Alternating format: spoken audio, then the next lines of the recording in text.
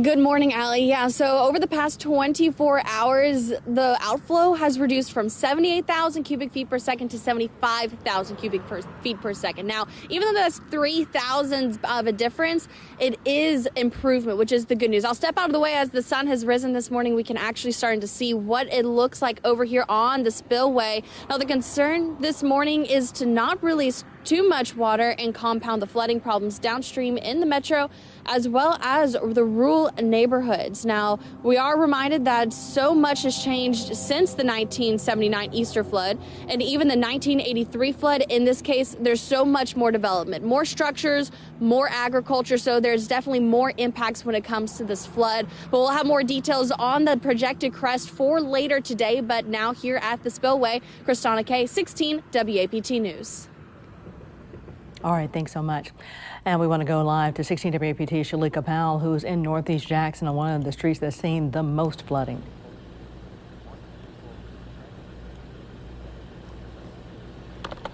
Good morning, Aaron. Westbrook Road and nearby streets are underwater right now. You can see that one road is blocked off because of the high flood water in this area.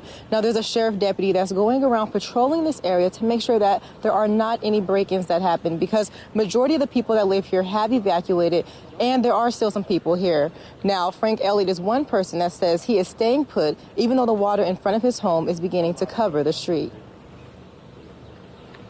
We're on a little island here. So if the water had come up, I do have a canoe, okay? And I'd have friends pick me up at the church so we can row around the corner to the church and go wherever I need to go.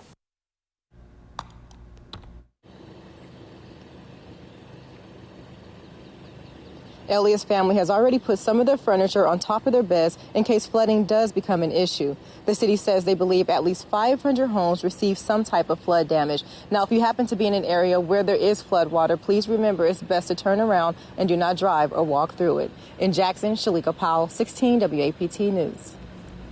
All right, thanks, Shalika. Another area of flooding in Jackson is downtown, where a portion of Southwest Street is underwater. Now, there are several pockets like this. Some buildings have become islands in the downtown area, just surrounded by water. Barricades have been put up to keep people from driving through potentially dangerous high water. And some Republic schools in Jackson are closing today because of flooding. Those schools are Reimagine Prep, Smilo Prep, and Smilo Collegiate. A lot of schools are already closed for President's Day. We'll keep you updated with any other school closing or delays if we have any. And 16 WAPT's Marcus Hunter is in the newsroom to tell us about how Jackson businesses are dealing with power issues. Yeah, that's right, Allie. And a lot of those businesses are seeing flood waters this morning. You can see right here as those waters continue to rise, businesses, some of them have sandbags up in the area, and some of them are just hoping that the water does not get into their businesses. But it is also causing power outages as well. Some local business owners don't have any power. At the Center for Change on Ridgewood Road, a therapist spoke about her full schedule and the uncertainty of whether she'd be able to open for her patients this morning. We have people scheduled in the morning, so we'll probably just have to close for at least half a day, maybe longer. I don't know. Hopefully not. I just feel sad for everybody around. This is difficult. And as the water continues to creep up into parking lots and around those businesses, people are praying that the water does not go over the sandbags and get inside the building. Marcus Hunter here in the newsroom. Back to you. All right, thanks so much. Well, Entergy has cut power to areas in the mandatory evacuation zones. They say even if your home has not been flooded, if you're on a street where other homes are, you may lose power. Right now, nearly 900 outages have been reported across the state.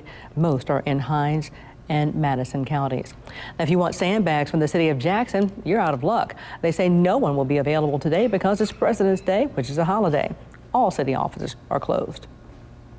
Well, two businesses are helping animals in need during this flooding.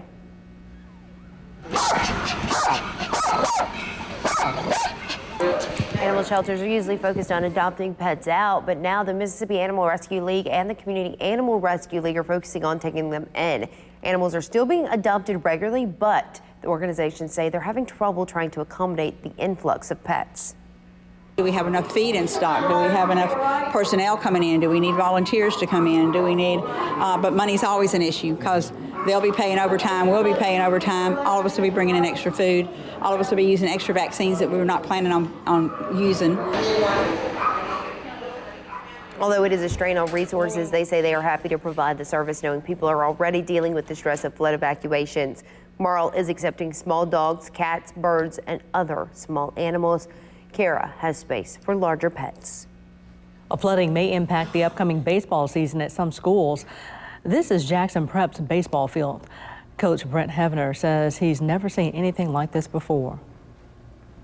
All my years being associated with prep, associated with any type of coaching, I've never seen anything like this. And I think anybody except like Coach Crosby that was here in '79 when the flood happened, nobody has seen anything like this. So you come out here on a day like today, it's sunshine, it's pretty, got a little rain, and you got almost 1.5 feet of water, 2 feet of water out in your outfield, and there's really nothing you can do about it. The next home game for Prep is this Saturday. School leaders are waiting to determine if that game will be played. And remember to keep it right here on 16 WAPT for continuing Floodwatch 2020 coverage. You can get updates on air, online, and on the 16 WAPT News app. There's another water issue for people in the city of Jackson. A citywide boil water advisory continues this morning, but city leaders hope it's lifted by midweek. The advisory was issued Thursday because of a high level of cloudiness in the water. City leaders are working with the Mississippi Department of Health to resolve this issue.